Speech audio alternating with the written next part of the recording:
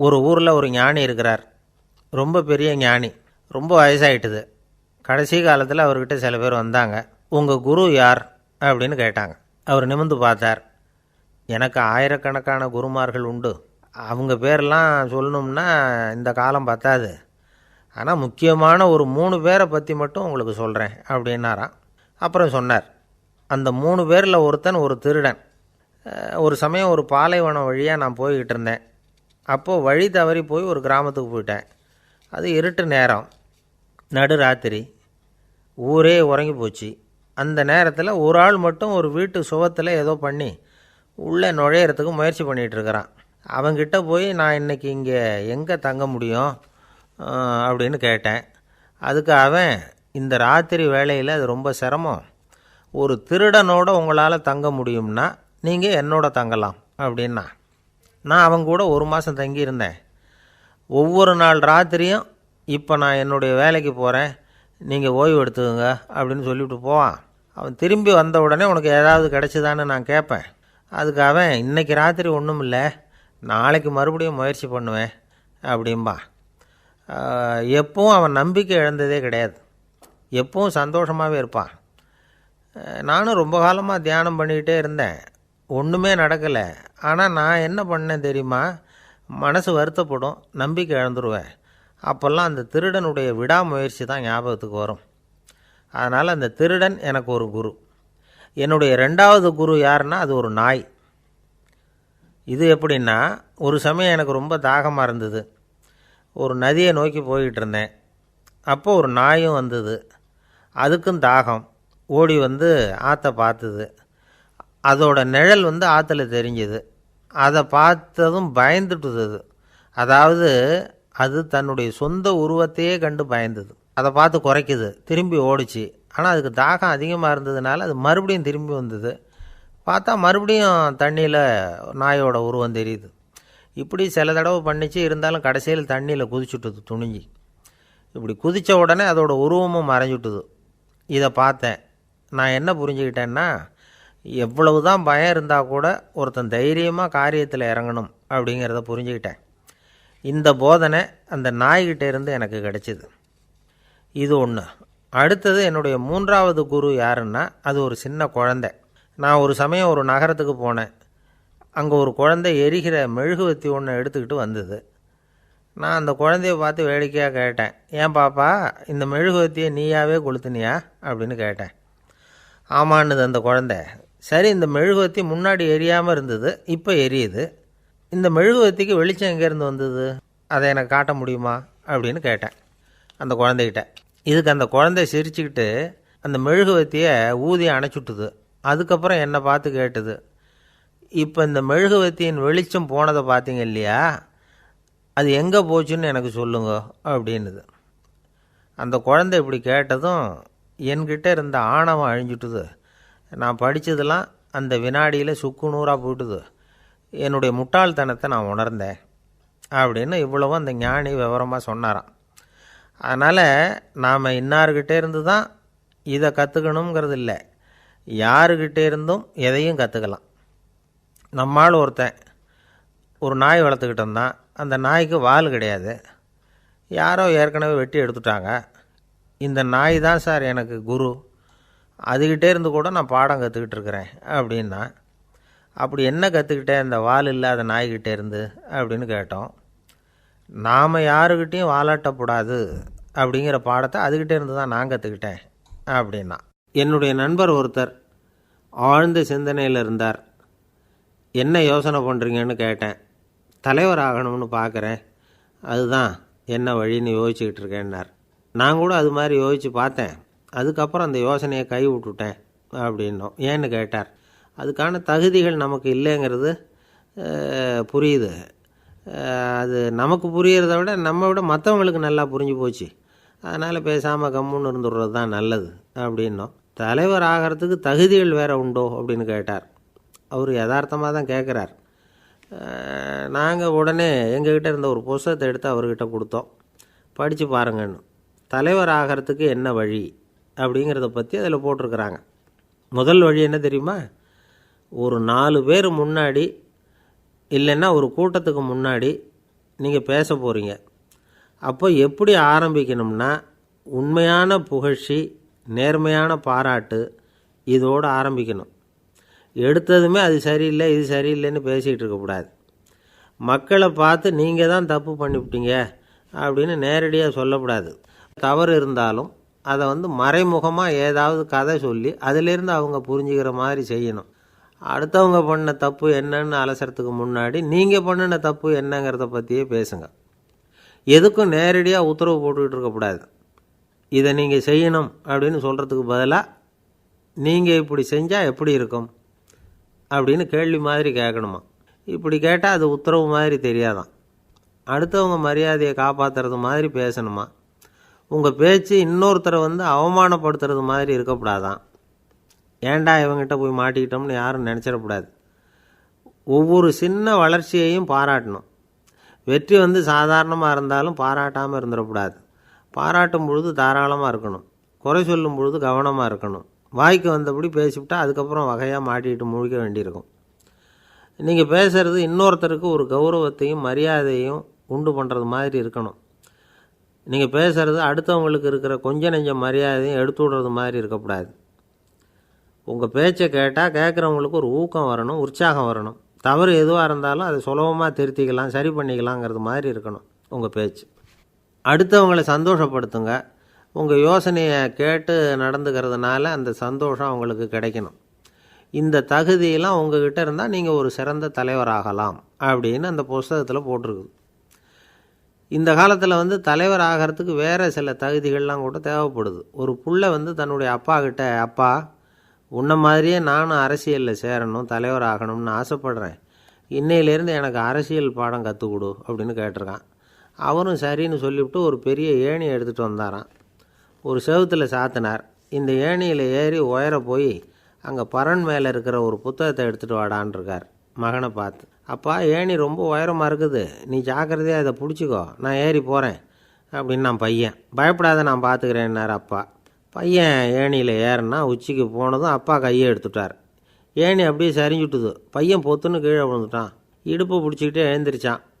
என்னப்பா இது, இப்படி என்னை ஏற விட்டுட்டு கையை விட்டுட்டியே, இப்படி கைவிடலாமா அப்படின்னு கத்தியிருக்கான். அப்பா நிதானமாக சொன்னாராம், அவசரப்படாதேப்பா, அரசியலில் இதுதான் முதல் பாடம், பெத்த அப்பனாக இருந்தாலும் அவனை நம்பாதே அப்படின்னு உபதேசம் பண்ண ஆரம்பித்தாராம். அன்பாக இருக்கணும்னு அநேக பெரியவங்க சொல்லியிருக்கிறாங்க. நாமளும் அதை கேட்டுவிட்டு அன்பு காட்டுறதுக்கு தயாராக தான் இருக்கிறோம். அதை வாங்கிறதுக்கு தான் ஆளை காணும். இருந்தாலும் அன்பில் எத்தனையோ வகை உண்டு. அதை சரியாக புரிஞ்சுக்கிட்டு அதுக்கப்புறம் அன்பு காட்ட ஆரம்பிக்கணும்.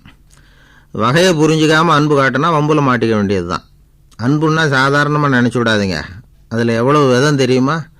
இரக்கம், கருணை, காருண்யம், பந்துத்துவம், பட்சம், பாசம், நேசம், விசுவாசம், அபிமானம், காதல், பக்தி, இப்படி பல விதமாக அதை பற்றி சொல்லி வச்சுருக்கிறாங்க பெரியவங்க. இந்த வார்த்தைகள்லாம் நாம் கேள்விப்பட்டது தான். இருந்தாலும் அதுகளுக்குள்ளே என்ன வித்தியாசம்னு கேட்டால் சரியாக சொல்ல தெரியாது. அதனால் இந்த வார்த்தைகளுக்கெல்லாம் பெரியவங்க என்ன விளக்கம் சொல்கிறாங்கன்னு இப்போ பார்க்கலாம். எளியவர்கள் மேலே செலுத்துகிற அன்பு இருக்கு பாருங்கள், அதுக்கு இரக்கம்னு பேர்.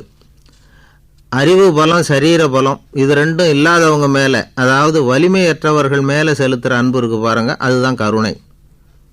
எறும்புலேருந்து யானை வரைக்கும் சகல ஜீவராசிகள் மேலேயும் காட்டுற அன்புக்கு காருண்யம்னு பேர், ஜீவகாருண்யம். சிபி சக்கரவர்த்தி காட்டின அன்பு இந்த ரகம். உறவினர்கள், சொந்தக்காரங்க, அவங்க வசதியாக இருந்தாலும் வறுமையில் இருந்தாலும் வித்தியாசம் இல்லாமல் காட்டுற அன்பு இருக்கு பாருங்க, அதுக்கு பேர் பந்துத்துவம். ஒரு எஜமானன் வேலையாள்கிட்ட காட்டுற அன்பு இருக்கு பாருங்க, அதுக்கு பேர் தான் பட்சம். அவனும் தன்னை மாதிரி மனுஷன்தாங்கிற நினப்பு வேணும். ஒரு தாய் தன்னுடைய குழந்தை மேலே, ஒரு குழந்தை தன்னுடைய தாய் மேலே செலுத்துகிற அன்புக்கு பாசம்னு பேர். ஈருடல் ஓர் உயிர்னு நினைக்கிறது இது. ராமரும் கௌசலையும் இதுக்கு உதாரணம். தம்மை ஒத்த நண்பர்கள்கிட்ட செலுத்துகிற அன்புக்கு நேசம்னு பேர். வயசு, செல்வம், அந்தஸ்து, இந்த வித்தியாசமெல்லாம் பார்க்காம அவங்க சுக துக்கத்தில் சமபங்கு எடுத்துக்கிறது இது. கிருஷ்ணன் குசேலர்கிட்ட காட்டினது இந்த ரகம். வேலை செய்கிறவன் முதலாளிகிட்ட காட்டுற அன்புக்கு விசுவாசம்னு பேர். தேசத்து மேலேயும் தாய்மொழி பேர்லையும் செலுத்துகிற அன்புக்கு அபிமானம்னு பேர். தேசாபிமானம்னு சொல்கிறோமே, இதுதான். ஒரு கணவன் மனைவி பேரில் காட்டுற அன்புக்கு காதல்னு பேர். கடவுள் பேரில் செலுத்துகிற அன்புக்கு பக்தின்னு பேர். இப்படி அன்புல பல ரகம் இருக்கிறப்போ அதில் உள்ள வித்தியாசம் தெரியாமல் இடம் மாற்றி அன்பு காட்டினா இடைஞ்சல் தான். சரி, இந்த அன்பை பற்றி விஞ்ஞானம் என்ன சொல்லுது தெரியுமா? இதயத்தை பாதுகாக்கிறதுக்கு முக்கியமாக தேவைப்படுற ஒன்று இந்த அன்பு தான்னு சொல்லுது. நெதர்லாந்து விஞ்ஞானிகள் இதை ஆராய்ச்சி பண்ணியே கண்டுபிடிச்சிருக்கிறாங்க. கொஞ்சம் முயல் குட்டிகளை 2 பிரிவாக பிரித்தாங்க. 2 குரூப்புக்கும் கொழுப்பு அதிகமாக உள்ள ஆகாரத்தையே கொடுத்துக்கிட்டு வந்தாங்க. ஆனால் ஒரு குரூப்புக்கு வெறுமன ஆகாரத்தை கொடுத்ததோடு சரி, இன்னொரு குரூப்பு முயல்களுக்கு ஆகாரம் கொடுத்ததோடு நிறுத்திக்கல. அதுக்கு முன்னாடி கூண்டுகளை திறந்து விட்டு முயல்களை கொஞ்ச நேரம் எடுத்து கொஞ்சி விட்டு அதுக்கப்புறமா ஆகாரம் கொடுத்தாராம் ஆராய்ச்சியாளர். இந்த குரூப்புக்கு இதய பாதிப்பு 60% குறைச்சலாக இருந்துதான். சில நோயாளிகளுக்கு ஹார்ட் அட்டாக் வந்தாலும் அதை தாங்கிக்கிட்டு குணமாகிற சக்தி அதிகமாக இருக்குது. இது எப்படின்னு ஆராய்ச்சி பண்ணி பார்த்துருக்குறாங்க. அவங்கெல்லாம் மனைவி தன் பேரில் ரொம்ப அன்பாக இருக்கிறதாக நினைக்கிறவங்களாம் இருக்கிறாங்களாம். இதய நோயாளிகள் பல பேரை சந்தித்து இதய நோய் ஏற்பட என்ன காரணம்னு கேட்டிருக்கிறாங்க. அவங்க சொன்ன காரணம்லாம் சாப்பாடு சம்மந்தமாக இல்லையா, மனைவி அன்பா இல்லை, இப்படிப்பட்ட காரணத்தை தான் சொல்கிறாங்களாம். அதனால் இதயத்தை பாதுகாக்கணும்னு நினைக்கிறவங்க அடுத்தவங்க அன்பாக இருக்கிறது மாதிரி பார்த்துக்குங்க, அதுதான் முக்கியம். ஒருத்தர் முகம் பூரா பிளாஸ்டரி போட்டுக்கிட்டு வந்தார். ரொம்ப கோபமாக, என்னங்க ஆச்சுன்னு விசாரித்தேன். எல்லாம் உங்களால் தான் சார்னார். விவரமாக சொல்லுங்களேன். என்ன உங்கள் தகவலை கேட்டுட்டு ஒரு பூனைக்குட்டியை கையில் எடுத்தேன், அன்பாக அதை தடவி கொடுக்கறதுக்காக. ஆனால் அது முந்திக்கிட்டது, அது என் முகத்தை தடவி கொடுத்துட்டுது, முகம் பூரா நகை கீறல், அதுதான் இப்படி அப்படின்னார். அன்பில் அறிவு சேராததுனால வந்த கோளாறு இது. இந்த உலகத்தில் எவ்வளவோ உயிரினங்கள் இருக்குது. ஒவ்வொன்றும் ஒவ்வொரு விதமாக சண்டை போடுது. இப்போ 2 மாடு சண்டை போட்டுக்குதுன்னு வச்சுக்கோங்க, என்ன பண்ணும்? 2 முட்டிக்கும். அதுக்கு சண்டை போடுறதுக்கு ஆயுதமாக உபயோகப்படுறது அதோட கொம்பு. 2 சேவல் சண்டை போட்டுக்குதுன்னு வச்சுக்கோங்க, அதுக்கு ஆயுதமாக உபயோகப்படுறது அதோட கால் நகம். காலால் தான் அது ஒன்றோட ஒன்று சண்டை போட்டுக்கும். ஆனால் 2 மனுஷன் சண்டை போட்டுக்கிறான்னு வச்சுக்கோங்க, இவன் இன்னதை தான் ஆயுதமாக உபயோகப்படுத்துவான்னு குறிப்பிட்டு சொல்ல முடியாது. கல்லை எடுப்பான், கத்தி எடுப்பான், துப்பாக்கி எடுப்பான், என்ன வேணாலும் பண்ணுவான். வாயால் திட்டுவான், கையால் அடிப்பான், காலால் உதைப்பான், சகலகலாக வல்லவன். விலங்குகள்லாம் பொதுவாக வாயை சாப்பிட்றதுக்கு மட்டும்தான் உபயோகப்படுத்துது. ஆனால் இவனுக்கு சாப்பிட்றதுக்கும் அதுதான், சாப்பிட்டு விட்டு திட்டுறதுக்கும் அதுதான். ஆனால் ஒரு விஷயத்தில் மட்டும் கெட்டிக்கிறேன். அதாவது நாம் சண்டை போட்டுக்கிட்டாலும் பரவாயில்லை, கோழிகள் சண்டை போடாமல் இருக்கணும் அப்படின்னு ஆசைப்படுறான். எதுக்காக? கோழிகள் சண்டை போடாமல் இருந்தால் நிறைய முட்டைகள் போடுமா, அதுக்காக தான் இந்த அக்கறை. கோழி பண்ணை வச்சுருக்கிறவங்களுக்கு இது ஒரு பெரிய பிரச்சனை. அதாவது பண்ணையில் இருக்கிற கோழிகளுக்குள்ளே அடிக்கடி சண்டை வந்துடும். அதனால் முட்டை உற்பத்தி குறைஞ்சிரும். சரி, இதுக்கு என்ன பண்ணுறது? பண்ணையில் போய் உட்காந்துக்கிட்டு தினமும் பஞ்சாயத்து பேசிகிட்டு இருக்க முடியுமா? அமெரிக்காவில் கோழி பண்ணை வச்சுருக்கிற ஒருத்தர் இதை பற்றி யோசனை பண்ணி பார்த்தாராம். ஒரு வழியையும் கண்டுபிடிச்சிருக்கார். கோழிக்கெல்லாம் மூக்கு கண்ணாடி மாட்டி விட்டுட்டோம்னா அது சண்டை போடுற குணம் குறைஞ்சிரும், முட்டை அதிகமாகிடும். அந்த கண்ணாடியில் உள்ள லென்ஸு சிவப்பு நிறத்தில் இருக்கணும், அவ்வளவுதான் அப்படின்னு அவர் கண்டுபிடிச்சாராம். இது ஏற்கனவே நடைமுறையில் கண்டுபிடிக்கப்பட்ட ஒரு விஷயம். ஆனால் எல்லா கோழிக்கும் சிவப்பு மூக்கு கண்ணாடி எப்படி மாட்டி விடுறது? அப்படியே மாட்டி விட்டாலும் அது நழுவாமல் இருக்கணுமே. இப்போ நாமெல்லாம் நடு விரலால் மூக்கு கண்ணாடி நடுவில் தொட்டு அப்படி ஸ்டைலாக சரி பண்ணிக்கிறோம். அது மாதிரி கோழி எப்படி சரி பண்ணிக்கும்? இதுதான் பிரச்சனை. இதுக்கு அவர் என்ன வழி கண்டுபிடிச்சாருன்னா, கோழிக்கெல்லாம் மூக்கு கண்ணாடிக்கு பதிலாக விழியொட்டு வில்லைகள், காண்டாக்ட் லென்ஸ், அதை பொருத்தி விட்டா என்ன அப்படின்னு யோசனை பண்ணார். அதே மாதிரி பண்ணார். அதே மாதிரி செஞ்சு பார்த்தார், வெற்றி. அதுக்கப்புறம் கோழியெல்லாம் சண்டை போட்டுக்கலையாம், சமாதான பிரியர்கள் ஆகிட்டு தான். கோழிகளுக்கு இயல்பாகவே சண்டை போடுற குணம் உண்டு. ஆனால் அதோட கண்ணுக்கு பார்க்குற பொருள்லாம் ரோஜா நிறத்துலையோ அல்லது இன்னும் சொல்லப்போனால் அழுத்தமான சிவப்பு நிறத்துலையோ தெரிஞ்சதுன்னா சண்டை போடுற குணம் குறைஞ்சிருதான். அந்த சமயத்தில் அது அதிகமாகவும் முட்டையிட ஆரம்பிச்சுடுதான். அதே நேரத்தில் இறை எடுக்கிறத கூட குறைச்சிக்குதான். இது ஏன் இப்படி பண்ணுதுங்கிறது விஞ்ஞானிகளுக்கு இன்னமும் புரியலையா. எப்படியோ அமெரிக்க கோழிகள்லாம் காண்டாக்ட் லென்ஸ் பொருத்திக்க ஆரம்பித்தாச்சு. கோழி கழுத்தை பிடிச்சிக்கிட்டு ஒரு சில வினாடிகளில் அதை பொருத்தி விட்றாங்களாம். கோழியோட ஆயுள் பூரா அது அப்படியே இருக்குமா. பண்ணையில் முட்டை உற்பத்தி குறைஞ்சா இது மாதிரி விஞ்ஞானபூர்வமாக பரிகாரம் தேடுறது தான் நல்லது. நமக்கு வேண்டியப்பட்ட ஒருத்தர், அவர் ஒரு கோழி பண்ணை வச்சுருந்தார்.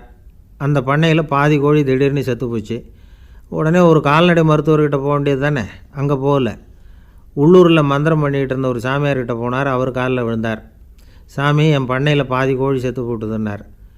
சாமியார் யோசனை பண்ணார். சரி, பண்ணையில் வாசப்படி கிழக்கு பக்கமாக வச்சுருக்கியா மேற்கு பக்கமாக வச்சுருக்கியான்னு கேட்டார். கிழக்கு பக்கமாக இருக்குன்னார் அவர். அதுதான் தப்பு, மேற்கு பக்கமாக அதை மாற்று சரியாக போடும்னாராம். அதே போல் இவர் போய் மாற்றிவிட்டார். அப்பவும் பாதி செத்து போச்சு. மறுபடியும் வந்து சொன்னார், சாமி மறுபடியும் பாதி கோழி செத்து போட்டுதேன்னார். சரி, கூரை எப்படி போட்டிருக்க, ஓடு போட்டிருக்கியா இல்லை கீத்து போட்டிருக்கியான்னார். ஓடு போட்டிருக்கேன்னாராம் அவர். அதுதான் தப்பு, அது கீத்து போட்டுரும் சரியாக போடும்னாராம். சரின்னு போய் அதையும் மாற்றி பார்த்தார். மறுபடியும் போயிட்டுது, கோழி செத்து போச்சு. வந்தார், மறுபடியும் பாதி செத்து போச்சு சாமின்னு வந்தார். இவரும் யோசனையை மாற்றி மாற்றி சொல்லிகிட்டே இருக்கிறார். இப்படி அவரும் மாற்றி மாற்றி பார்த்தார். 6வது தடவையாக அவரை தேடிட்டு வந்தார். அந்த சமயத்தில் இவர் ரொம்ப தீவிரமாக யோசனை பண்ணி பார்த்துட்டு, அது சரிப்பா, நீயும் என்கிட்ட சளைக்காமல் வந்துக்கிட்டு இருக்கிற, நானும் யோசனை சொல்லிகிட்டு இருக்கேன். இப்போவும் வந்து உங்ககிட்ட சொல்கிறதுக்கு என்கிட்ட யோசனை நிறையா இருக்குது, ஆனால் சோதிக்கிறதுக்கு உங்ககிட்ட கோழி இல்லையே, என்ன பண்ணுறது அப்படின்னாராம் இவர். ஒரு தெருவில் சில சிறுவர்கள் விளையாடிக்கிட்டு இருந்தாங்க. ஏதோ ஒரு உயரமான கல்லை நடுத்தெருவில் வச்சு அதை சுற்றி சுற்றி ஓடி வந்துக்கிட்டு இருக்கிறாங்க. அது என்ன விளையாட்டோ அவங்களுக்கு தான் தெரியும். கொஞ்ச நேரம் அப்படி விளையாடிக்கிட்டு இருந்தவங்க விளையாடி முடித்ததும் அந்த கல்லை நடுத்தெருவில் அப்படியே விட்டுட்டு அவங்கவுங்க வீட்டுக்கு ஓடி போட்டாங்க. அதுக்கப்புறம் அந்த வழியாக 2 பெண்கள் பேசிக்கிட்டே வந்தாங்க. பேச்சு சுவாரஸ்யத்தில் நடுத்தெருவில் இருந்த அந்த கல்லை கவனிக்கலை. காலில் இடிச்சுட்டுது, லேசாக ரத்தம் வந்துட்டுது, வலி தாங்கலை. காலில் இடிச்சுக்கிட்ட பொண்ணு திட்ட ஆரம்பிச்சுட்டுது. வர வர ஊர் உலகம் ரொம்ப கெட்டு போச்சு, யாருக்கும் பொறுப்பே கிடையாது பாரு, இப்படி நடுத்தருவில் பொறுப்பு இல்லாமல் இப்படி கல்லை போட்டு வச்சுருக்குறாங்களே, இது நியாயமா அப்படின்னு சொல்லி இந்த சமூகத்தை கடுமையாக விமர்சனம் பண்ணிக்கிட்டு அவங்க போயிட்டாங்க. கொஞ்ச நேரம் கழித்து ஒரு வாலிபன் அந்த வழியாக வந்தான். அந்த கல்லை பார்த்தான், நின்னான், ஒரு நிமிஷம் யோசனை பண்ணான், என்ன பண்ணலாம்னு பார்த்தான். தன்னுடைய வீரத்தையும் பலத்தையும் காட்டணும்னு நினச்சான். பின்னாடி போனான். அப்புறம் வேகமாக ஓடி வந்து ஒரு சின்ன ஹை ஜம்ப் அப்படியே துள்ளி குதித்தான். துள்ளி குதித்து தாண்டி அந்த பக்கமாக போய் விழுந்தான். அப்படியே விசில் அடிச்சுக்கிட்டு அவன் பாட்டுக்கு நடந்து போகிறான். அடுத்தபடியாக ஒரு காதல் ஜோடி அந்த வழியாக வந்தது. நடுத்தெருவில் கல் கண்ணில் பட்டது. அவங்க 2 பேரும் ரொம்ப நெருக்கமாக சேர்ந்து வந்துக்கிட்டு இருக்கிறாங்க. நடுவில் கல் இருக்கிறதுனால கொஞ்ச நேரம் 2 பேரும் விலகி மறுபடியும் இந்த பக்கம் வந்து சேர்ந்து போகணும். கொஞ்ச நேரம் நாம் பிரிய வேண்டி இருக்குதே அப்படின்னு வருத்தத்தோடு முணுமுணுத்துக்கிட்டே இந்த பக்கம் வந்தாங்க. அதுக்கப்புறம் வழக்கம் போல் சேர்ந்து அவங்க பாட்டுக்கு எதிர்காலத்தை பற்றி கற்பனை பண்ணிக்கிட்டே போயிட்டாங்க. கடைசியாக அந்த வழியாக பார்வை இல்லாத ஒருத்தர் வந்துக்கிட்டு இருக்கார். அவர் கையில் வழக்கமாக வச்சுருக்கிற அந்த ஊன்றுகோல், கையில் இருக்கிற அந்த ஊன்றுகோலால் தனக்கு முன்னாடி அப்படியும் இப்படியும் அப்படியே தட்டிக்கிட்டு பார்த்துக்கிட்டே அவர் மெதுவாக நடந்து வந்துக்கிட்டு இருக்கிறார். வழியில் இருக்கிற அந்த கல் தட்டுப்பட்டுது. உடனே நடுத்தெருவில் ஒரு கல் இருக்குங்கிறத அவர் புரிஞ்சுக்கிட்டார். உடனே குனிஞ்சார். அந்த கல்லை தடவி பார்த்து எடுத்தார். தெரு ஓரமாக கொண்டுட்டு போய் போட்டார். அதுக்கப்புறம் அவர் பாட்டுக்கு அவர் வழியில் நடந்து போனார். இப்போது இதில் பல பேர் வந்தாங்க போனாங்க. இவங்களில் பார்வை உள்ளவங்க யார், பார்வை இல்லாதவங்க யார்? இப்படி ஒரு கேள்வி கேட்டால் என்ன பதில் சொல்ல முடியும்? கொஞ்சம் யோசித்து பார்த்தா இன்றைக்கி பல பேர் இப்படி தான் இருந்துக்கிட்டு இருக்கிறோம். ஒரு ஆள் பார்க்குறதுக்கு பெரிய மனுஷன் மாதிரி இருக்கார். ஒரு தெரு வழியாக நடந்து வந்துக்கிட்டு இருந்தார். இருட்டு நேரம். வழியில் ஒரு பெரிய கல் கிடந்தது, கருங்கல். பார்த்தார். கொஞ்ச நேரம் யோசித்தார். போய் தூக்கி பார்த்தா ரொம்ப கனமாக இருந்தது. இன்னொரு ஆள் சேர்ந்தாதான் தூக்க முடியும். இவர் உடனே ரோட்டோரமாக போய் ஒரு மரத்தடியில் உட்காந்துக்கிட்டார். 2 பக்கமும் பார்த்துக்கிட்டே இருக்கார், யாராவது வர்றாங்களான்னு. கொஞ்ச நேரத்தில் ஒருத்தர் வந்தார், இவருக்கு தெரிஞ்சவர். என்னங்க இந்த நேரத்தில் இங்கே உட்காந்துருக்குறீங்கன்னு கேட்டார் அவர். அதோ அந்த கருங்கல் அப்படின்னு சுட்டி காட்டினார். ஓ, அதை தூக்கி ஓரமாக போடணுமா? வாங்க 2 பேரும் தூக்கலான்னார் வந்தவர். நான் அதுக்காக உட்காந்துருக்கலேன்னார் இவர். பின்ன வேறு எதுக்காகன்னார் அவர். ஒரு மனுஷன் கருங்கல்லில் காலை இடிச்சுக்கிட்டான்னா எப்படி துள்ளுவான்னு பார்க்கணுங்கிறது எனக்கு ரொம்ப நாளாக ஒரு ஆசை, அதுக்காக தான் உட்காந்துருக்கிறேன் அப்படின்னாராம். அமெரிக்க ஜனாதிபதி ஆப்ரஹாம் லிங்கன் ஒரு நாள் தன்னோட கோச்சு வண்டியில் தலைநகரான வாஷிங்டனுக்கு போயிட்டுருக்கிறார். கோச்சு வண்டி ஒரு சாலையில் போயிட்டுருக்கு. அந்த சாலைக்கு ஒரு பக்கத்தில் பயங்கரமான சதுப்பு நிலம். சதுப்பு நிலம்னா அது புதைகுழி, புதை மணல்ங்கிறோம்ல, அது மாதிரி. அந்த சதுப்பு நிலத்தில் யாராவது மாட்டிக்கிட்டா அவ்வளோதான், ஆளை கொஞ்சம் கொஞ்சமாக உள்ளே அமுக்கிவிடும். தப்பிச்சு கரையிறது கஷ்டம். அப்படிப்பட்ட நிலம் அது. ஆப்ரஹாம் லிங்கன் ஏதோ ஒரு முக்கியமான அரசாங்க வேலையாக போயிட்டு திரும்பி வந்துக்கிட்டு இருக்கிறார். அதனால் அந்த சமயத்தில் அவர் விலை உசந்த ஆடைகளை அணிஞ்சிருக்கிறார். அப்படி அவர் அந்த கோச்சு வண்டியில் வந்துக்கிட்டு இருக்கிறாரு. அந்த சமயத்தில் ஒரு காட்சி அவர் கண்ணில் பட்டுட்டுது. என்ன தெரியுமா? ரோட்டுக்கு பக்கத்தில் இருந்த சதுப்பு நிலத்தில் ஒரு இளம் பன்றிக்குட்டி சிக்கிக்கிட்டு தவிச்சிக்கிட்டு இருக்குது. பரிதாபமாக கத்திக்கிட்டு இருக்குது. அதை பார்த்தார் லிங்கன். அவருக்கு என்ன மாதிரி ஆயிட்டுது. உடனே வண்டியை நிறுத்த சொன்னார். கீழே இறங்கினார். தன்னோட விலை உசந்த ஆடைகளை பற்றி லட்சியம் பண்ணவே இல்லை. தனக்கே ஆபத்து வரலாம்ங்கிறத பற்றியும் கவலைப்படலை. தான் ஒரு குடியரசுத் தலைவருங்கிறத பற்றியும் அவர் நினச்சி பார்க்கல. நேராக அந்த சதுப்பு நிலம் பக்கமாக போனார். அந்த சேத்துல இறங்கி பன்றிக்குட்டியை காப்பாற்றி கரைக்கு கொண்டுட்டு வந்து சேர்த்துட்டார். அதுக்கப்புறம் நிம்மதியாக கோச்சு வண்டியில் ஏறி வெள்ளை மாளிகைக்கு வந்து சேர்ந்தார். ட்ரெஸ்ஸு உடம்பு பூரா சேறு சகதி. பார்க்குறவங்களுக்கெல்லாம் ஆச்சரியமாக போச்சு. அவங்களுக்கு ஒன்றும் புரியல. இவர் நேராக ட்ரெஸ்ஸு மாற்றிக்கிறதுக்காக போனார். கோச்சு வண்டி ஓட்டிகிட்டு வந்தவங்கிட்ட போய் எல்லோரும் கேட்டாங்க என்ன ஆச்சு அப்படின்னு. அவர் வர்ற வழியில் நடந்த விவரத்தை சொன்னார். ஆப்ரஹாம் லிங்கனுடைய இந்த இறக்க குணத்தை எல்லாரும் பாராட்டினாங்களாம், புகழ்ந்தாங்களாம். ஆனால் இதுக்கு லிங்கன் என்ன பதில் சொன்னார் தெரியுமா? தயவு பண்ணி இந்த புகழ்ச்சியான பேச்சையெல்லாம் ஒதுக்குங்க, அதெல்லாம் வேணாம். அந்த சின்ன பிராணி சகதியில் மாட்டிக்கிட்டு துடிச்சிக்கிட்டு இருந்தது, அதை பார்த்தேன். உடனே என்னுடைய இதயத்தில் ஒரு முள் தைச்சது மாதிரி ஒரு உணர்வு. அந்த முள்ளை பிடுங்கி எறிஞ்சேன், அவ்வளவுதான். உண்மையில் அந்த பிராணிக்கு நான் உதவினேங்கிறத விட எனக்கு ஏற்பட்ட இன்னலை போக்கிட்டேன் அப்படிங்கிறது தான் உண்மை. அதுதான் பொருத்தம். அப்படி இருக்கிறப்போ இதில் புகழறதுக்கு என்ன இருக்குது அப்படின்னார் ஆப்ரஹாம் லிங்கன். எவ்வளவு யதார்த்தமான வார்த்தைகள் பாருங்கள். இந்த காலத்தில் நம்மளையும் பல பேர் அப்படி உண்டு. நீச்சல் தெரியாத ஒரு ஆள் தண்ணியில் இறங்கிட்டான். தண்ணி ஆழங்கிறது அப்புறமா தான் தெரிஞ்சுது. தத்தளிக்க ஆரம்பிச்சிட்டான். வாழ்னு கத்துறான்.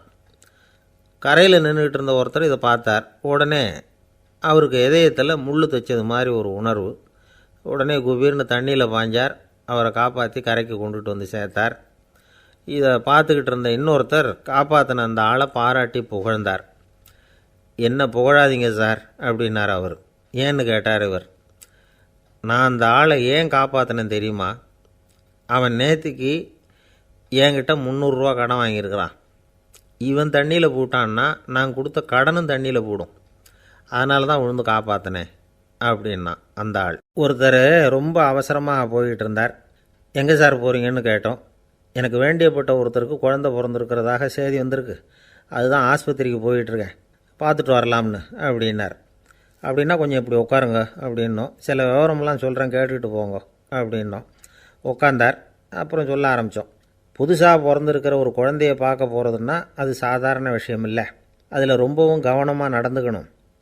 புது குழந்தைக்கு நோய் சுலபமாக தொற்றும். முக்கியமாக காற்று மூலமாக பரவுகிற நோய்கள் சுலபமாக வந்துடும். அதனால் நமக்கு உடம்பு சரியில்லைன்னா குழந்தைய விட்டு கொஞ்சம் தள்ளியே இருக்கிறது தான் நல்லது. பெரியவங்களை பொறுத்த வரைக்கும் சாதாரணமாக உள்ள ஒரு கிருமி கூட குழந்தையை பொறுத்த வரைக்கும் ரொம்ப மோசமான ஒரு கிருமியாக இருக்கும். சில வெளிநாடுகளில் எப்படி தெரியுமா? பிறந்த குழந்தை தூங்கிக்கிட்டு இருக்கிற ஒரு ரூமுக்கு போகணும்னா போகிறவங்க முகமூடி போட்டுக்கணும், காலணிகளை மாற்றிக்கணும், அவ்வளவு சுத்தமாக உள்ளே போய் பார்த்துட்டு வரணும். பொதுவாக சில ஆஸ்பத்திரிகளில் பார்த்திங்கன்னா பார்வையாளர்கள் நேரத்தில் விசிட்டிங் ஹவர்ஸ் தாயை விட்டு குழந்தைய தனியாக பிரித்து வச்சுருவாங்க. எதுக்குன்னு நினைக்கிறீங்க? அந்த நேரம் பல பேர் வருவாங்க போவாங்க. அவங்க கை கால் சுத்தமாக இருக்காது. சுத்தம் இல்லாத கைகள் மூலமாக கிருமிகள் பரவும். சுத்தம் இல்லாத கைன்னா மண் தூசி படிஞ்சிருக்கிற கை மட்டும் தான் அர்த்தம் இல்லை. சாலையில் கையை வீசிக்கிட்டு நடந்து வர்றீங்க, குழந்தைய பொறுத்த வரைக்கும் அது கூட சுத்தம் இல்லாத கை தான். தாயை தவிர மற்றவங்க குழந்தைய தூக்காமல் பார்த்துக்கிறது நல்லது. தாய் கூட அளவோடு கொஞ்சிறதோடு நிறுத்திக்கணும். புதுசாக ஒரு குழந்தைய பெற்றுருக்கிற பொண்ணுக்கிட்ட மற்ற தாய்மார்கள் ஏதாவது சொல்லிக்கிட்டே இருப்பாங்க. குழந்தைய அப்படி வளர்க்கணும் இப்படி வளர்க்கணும் அப்படின்னு ஏதாவது அட்வைஸ் பண்ணிக்கிட்டே இருப்பாங்க. இப்படி ஓவராக அறிவுரை பண்ணுறது அந்த பொண்ணை குழப்பி விட்டுரும். அதனால் அப்படிலாம் பண்ணக்கூடாது. அந்த பெண்ணே ஏதாவது கேட்டால் கூட டாக்டர் சொல்ல வேண்டிய விவரங்களையெல்லாம் நாமே சொல்லிகிட்டு இருக்கக்கூடாது. புதுசாக பிறந்திருக்கிற குழந்தைய மட்டும்தான் இப்படி பார்க்கணும்னு இல்லை. ஒரு நோயாளி குழந்தைய பார்க்க போகிறதுனா கூட ரொம்ப எச்சரிக்கையாக தான் நடந்துக்கணும். ஒரு தின்பண்டமோ விளையாட்டு சாமானோ அந்த குழந்தைக்கு நாம் வாங்கிட்டு போகிறதா வச்சுக்குவோம். அதை நேராக கொண்டுகிட்டு போய் அந்த குழந்தைகிட்டே கொடுக்கக்கூடாது. அதோட அப்பா அம்மாக்கிட்ட ரகசியமாக கொடுக்கலாம். அவங்க முடிவு பண்ணிட்டோம் குழந்தைகிட்ட அதை கொடுக்கலாமா வேண்டாமாங்கிறத. அவங்களுக்கு தான் தெரியும் அதோட மனசும் உடம்பும். உங்கள் அக்கறையை காட்டுறதா நினச்சிக்கிட்டு குழந்தை வாயில் எதையும் கொண்டுட்டு போய் போடாதீங்க. போகிறப்போ உங்கள் வீட்டு குழந்தையும் அழைச்சிட்டு போகாதீங்க. இது நோயை வாங்கிட்டு வந்துடும், அல்லது புதுசாக ஒரு நோயை அதுக்கிட்ட கொடுத்துட்டு வந்துடும். என்னதான் உங்களுக்கு பழக்கமான குழந்தையாக இருந்தால் கூட அதுக்கு விருப்பம் இல்லைன்னா பேசக்கூடாது. அங்கே போய் அவங்க பள்ளிக்கூடத்தை ஞாபகப்படுத்திகிட்டு இருக்கக்கூடாது. நோயில் இருக்கிறப்ப ஸ்கூலை பற்றி பேச அது விரும்பாது. ஆஸ்பத்திரியை விட்டு வெளியில் புறப்படுறப்போ குழந்தைகிட்ட சொல்லணும்னு அவசியம் இல்லை. அதோட அப்பா அம்மா கிட்ட சொல்லிவிட்டு புறப்பட்டா போதும். குழந்தை கோபிச்சிக்காது. சமூக சம்பிரதாயத்தை பற்றி அது கவலைப்படுறதில்ல. இப்படி எல்லா விவரமும் நம்ம எதிரில் உட்காந்துருந்தவங்ககிட்ட சொல்லி முடித்தோம். ரொம்ப நன்றி சார் அப்படின்னு சொல்லிவிட்டு அவர் புறப்பட்டார். குழந்தைங்க கொஞ்சம் வளர்கிற வரைக்கும் தான் நாம் எச்சரிக்கையாக இருக்கணும்னு இல்லை, வளர்ந்த பிறகு இன்னும் எச்சரிக்கையாக இருக்கணும். ஒரு பையன் பள்ளிக்கூடத்துலேருந்து திரும்பி வீட்டுக்கு வந்தான். முகம் பூரா நகத்தால் கீறி இருந்தது. அப்பா பார்த்து பயந்துட்டார். யாருடா உன்னை இப்படி பண்ணது அப்படின்னார். என் கூட படிக்கிற இன்னொரு பையன்னா. நாளைக்கு உன் கூட பள்ளிக்கூடத்துக்கு வர்றேன், நீ எனக்கு அவனை அடையாளம் காட்ட முடியுமான்னார். அது ரொம்ப சுலபம் நான் பையன். எப்படின்னார் அப்பா. அவன் காதில் ஒன்றை கையோடு எடுத்துகிட்டு வந்திருக்கிறேன், இதோ என் பையில் தான் வச்சுருக்கேன் அப்படிங்கிறான் அந்த பையன். ஒருத்தர் சிகரெட்டும் கையுமா வந்தார். சார், இந்த புகைப்பிடிக்கிற பழக்கத்தை நிறுத்தி போடணும்னு தான் பார்க்குறேன், முடியலேன்னார். புகைப்பிடிக்கிறத நிறுத்துறது ரொம்ப சுலபம் சார் அப்படின்னார் இன்னொருத்தர். எப்படி சொல்கிறீங்கன்னு கேட்டார் அவர். நான் கூட ஏற்கனவே 10 தடவை அந்த பழக்கத்தை நிறுத்தி இருக்கிறேன் சார் அப்படின்னார் இவர். இதிலேருந்து என்ன தெரியுது? புகைப்பழக்கத்தை திடீர்னு விட்டு விடுறதுங்கிறது ரொம்ப கஷ்டம்னு தெரியுது. இருந்தாலும் இது சம்பந்தமான ஆராய்ச்சி, அனுபவம், இது ரெண்டையும் அடிப்படையாக வச்சு சில வழிமுறைகளை சொல்கிறாங்க. அதாவது புகைப்பிடிக்கிறத நிறுத்துறதுக்கு 10 வழிகள் உண்டு அப்படின்னு சொல்கிறாங்க. அது என்னங்கிறத தெரிஞ்சுக்கிட்டால் உபயோகப்படுதான்னு பார்க்கலாமே. முதல் கருத்து என்னென்னா, கொஞ்ச நாளைக்கு புகைப்பிடிக்கிற நண்பர்களை விட்டு விலகி இருக்கணும். இதனால் புகைப்பிடிக்கிற ஆசை குறையும். அந்த பழக்கத்தை மறுபடியும் ஆரம்பிக்கப்படாதுங்கிற எண்ணம் உறுதிப்படும். ரெண்டாவது கருத்து, புகைப்பிடிக்கிறதை எதிர்த்து தீவிரமாக பிரச்சாரம் செய்ய ஆரம்பிச்சிடணும். அது அடுத்தவங்களுக்கும் உபயோகப்படும், உங்களுக்கும் உபயோகப்படும். உங்கள் உள்ளுணர்வை அது தூண்டும், உங்களை உறுதி கொள்ள வைக்கும். மூன்றாவது கருத்து என்னென்னா, தினமும் 2 தடவை குளிக்கணும். எப்படி தெரியுமா? முதல்ல வெது வெதுப்பான தண்ணீர், அப்புறம் குளிர்ந்த தண்ணீர், இப்படி மாறி மாறி குளிக்கணுமா. நாலாவது கருத்து, உடற்பயிற்சிகள் செய்யணும். மூச்சு வாங்குகிற மாதிரியான பயிற்சிகள் ரொம்ப நல்லதான். பிராணாயாமம் அப்படிங்கிற மூச்சு பயிற்சி ரொம்ப நல்லதுங்கிறாங்க. அப்புறம் ஐந்தாவது கருத்து, சாப்பாடு மிதமாக இருக்கணும், சீராக இருக்கணும். பச்சை காய்கறிகள், பழங்கள் சாப்பாட்டில் சேர்த்துக்கலாம். அடிக்கடி கொஞ்சம் கொஞ்சமாக சாப்பிட்டு ரத்தத்தில் சர்க்கரையின் அளவை பராமரிக்கணும். இது நரம்புகளை அமைதிப்படுத்தும். ஆறாவது கருத்து என்னென்னா, ரொம்ப நேரம் பசியோடு இருக்கக்கூடாது. புகைப்பிடிக்கிறத நிறுத்த முயற்சி செய்யும் பொழுது எடை குறைப்பு நடவடிக்கைகளை மேற்கொள்ளக்கூடாது. ஏழாவது கருத்து, காப்பி, தேநீர், மதுபானம், அப்புறம் போதைப் பொருள்கள் கலந்த உணவுகள் இதெல்லாம் வேணாம். புகைப்பிடிக்கிறத அதெல்லாம் ஊக்கப்படுத்தும். கடுகு, மிளகு, அப்புறம் காரமான பொருள்களை தவிர்க்கணும். உப்பு அளவை குறைக்கணும். தினமும் 10 குவளை தண்ணீராவது குடிக்கணும். வெறும் தண்ணி புகைப்பிடிக்கிற ஆவலை தணிக்குதான். எட்டாவது கருத்து, கையில் சிகரெட்டு, புகையில ஏதாவது இருந்தால் உடனே தூக்கி எறிஞ்சிருங்க. அது கையில் இருக்கிற வரைக்கும் புகைப்பிடிக்கிற ஆசை வந்துக்கிட்டே இருக்கும். 9வது கருத்து என்னென்னா, இறை நம்பிக்கை உள்ளவங்க புகைப்பிடிக்கிற எண்ணம் வர்றப்போவெல்லாம் பிரார்த்தனை செய்ய ஆரம்பிச்சுடலாம். 10வது கருத்து, உங்களுக்கு ரொம்பவும் வேண்டியவங்க யாரோ அவங்கக்கிட்ட எல்லாம் நீங்கள் புகைப்பிடிக்கிறத நிறுத்தி விட்டதாக சொல்லிவிடுங்க. இந்த 10 வழிகளையும் கடைபிடிக்க ஆரம்பிச்சுட்டா புகைப்பிடிக்கும் பழக்கத்தை நிறுத்தி விடலாம் அப்படின்னு சொல்கிறாங்க அனுபவப்பட்டவங்க. முயற்சி பண்ணி பார்க்கலாம். ஒரு முக்கியமான இடத்துல நின்றுக்கிட்டு இருந்தார் ஒருத்தர். அங்கே இன்னொருத்தர், ஏன் சார் இந்த இடத்துல சிகரெட் பிடிக்கலாமா அப்படின்னு அனுமதி கேட்டார். இந்த இடத்துல சிகரெட் பிடிக்கக்கூடாதுங்க அப்படின்னாரு இவர். நீங்கள் இப்படி சொல்கிறீங்க, ஆனால் இந்த இடத்துல கீழே நிறைய சிகரெட் துண்டுகள் கிடக்குதே, அவங்கெல்லாம் யார்? அவங்கெல்லாம் உங்கள் மாதிரி என்கிட்ட அனுமதி கேட்காதவங்க அப்படின்னாராம் இவர். அவர் ஒரு பெரிய குடும்பத்தில் பிறந்தவர்.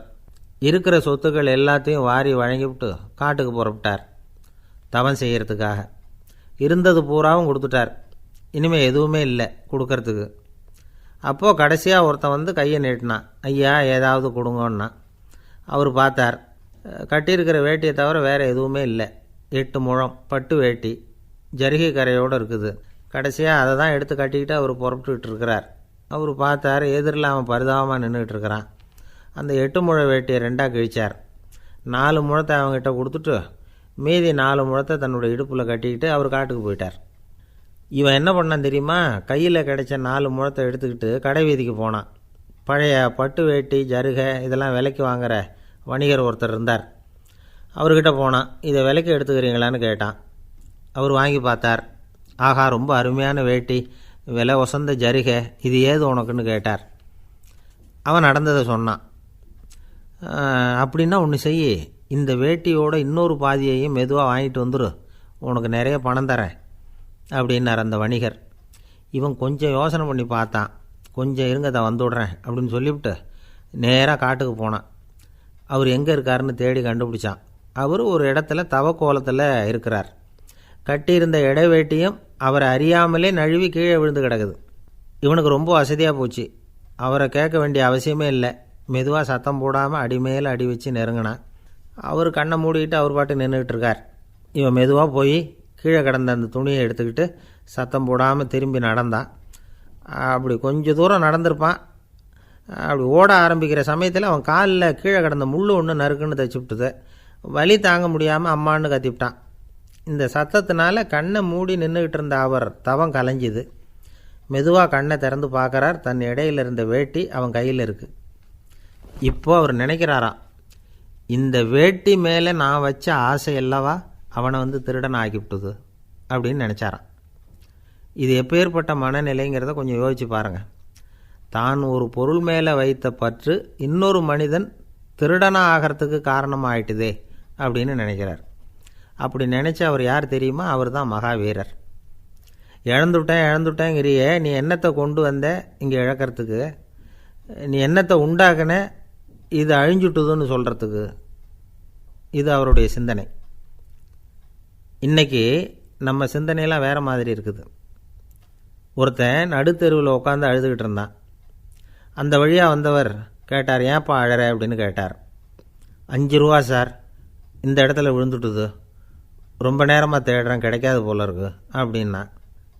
எப்போ தொலைஞ்சுது அப்படின்னு கேட்டார். அது எனக்கு தெரியாது சார், பணத்தை தொலைச்சவன் தேடி பார்த்துட்டு போயிட்டான், நான் அவனுக்கு பின்னாடி தேட வந்தவன் அப்படின்னு சொல்லிவிட்டு மறுபடியும் தேட ஆரம்பித்தானான்.